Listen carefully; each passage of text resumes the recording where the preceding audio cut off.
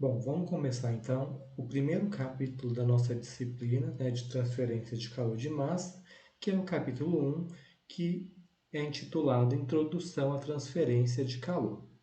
Bom, mas a gente está falando de transferência de calor, então o que é a transferência de calor? Então, a definição de transferência de calor ou calor é a energia térmica em trânsito devido a uma diferença de temperatura. Ou seja, toda vez que a gente tiver uma diferença de temperatura, a gente vai ter transferência de calor.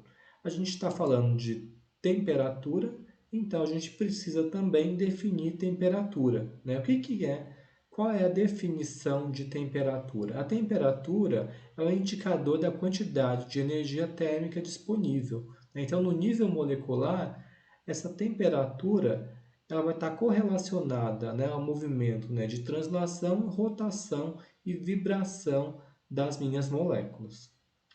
E vamos definir também o fluxo de calor, que é o movimento de energia térmica de um local para o outro por unidade de área. No sistema internacional, então, a área é um metro quadrado e a unidade do fluxo de calor é watt por metro quadrado, ou seja, energia por área, certo? Bom, qual é a importância, da transferência de calor para a indústria de alimentos, ou para a engenharia de alimentos? Bom, a maioria dos processos industriais vão envolver o aquecimento ou o resfriamento de produtos. Se vocês já fizeram a disciplina de conservação de alimentos, vocês sabem que o aquecimento e o resfriamento são formas aí da gente conservar os alimentos. Então, em muitos processos industriais, a gente trabalha com aquecimento e resfriamento. Tá? A gente também tem vários casos onde a gente tem troca térmica em regime permanente. Por exemplo, em câmaras frias. As câmaras frias, elas têm um isolamento, mas o calor ele entra na câmara fria. Tá? Então a gente tem aí uma transferência de calor, do ambiente para a câmara fria.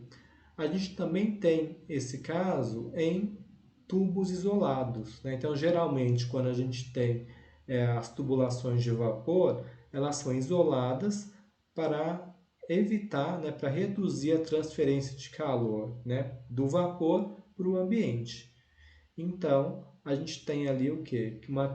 Uma transferência de calor, em regime permanente. Bom, a gente tem também os trocadores de calor. Os trocadores de calor são muito utilizados na indústria de alimentos, nos processos aí de pasteurização, principalmente aí os trocadores de calor em placa. E a gente também tem outros tipos de trocadores de calor, como, por exemplo, os trocadores tubulares.